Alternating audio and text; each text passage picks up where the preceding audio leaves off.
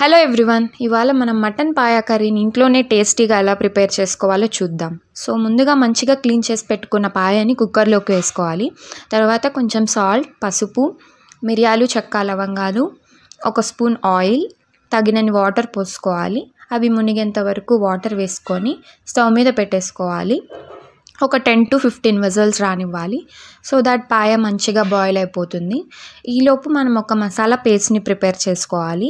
దానికోసం ఒక 1 inch ginger, వెల్లుల్లి, ఉల్లిపాయ, ఎండు కొబ్బరి, చెక్క, లవంగాలు, ఇలాచి, జీడిపప్పు ఒక 4 వేసుకొని పేస్ట్ మంచిగా స్మూత్గా పేస్ట్ని ప్రిపేర్ చేసుకోవాలి. సో తర్వాత ప్యాన్ పెట్టేసుకొని ఆయిల్ వేసుకొని ఉల్లిపాయలు, పచ్చిమిరపకాయ ఫ్రై చేసుకోవాలి. తర్వాత మనం గ్రైండ్ చేసుకున్న మసాలా పేస్ట్ని వేసేసి లో ఫ్లేమ్లో ఒక 5 minutes ఫ్రై చేసుకోవాలి. తర్వాత ఇందులో కొత్తిమీర, పుదీనా కూడా యాడ్ చేసుకోవాలి.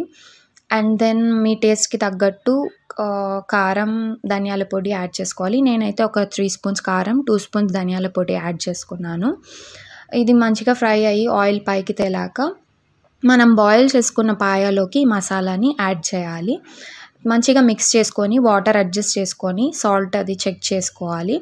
తర్వాత ఒక 2 విజిల్స్ పెట్టాను నేనైతే. సో దట్ మసాలాస్ అన్నీ మంచిగా పాయకు పట్టి కర్రీ టేస్టీగా ఉంటుంది. తర్వాత ఇంకా 2 విజిల్స్ పెట్టాక ఓపెన్ చేసేసుకొని కొత్తిమీరతో గార్నిష్ చేసుకుంటే పాయ రెడీ అయిపోతుందండి.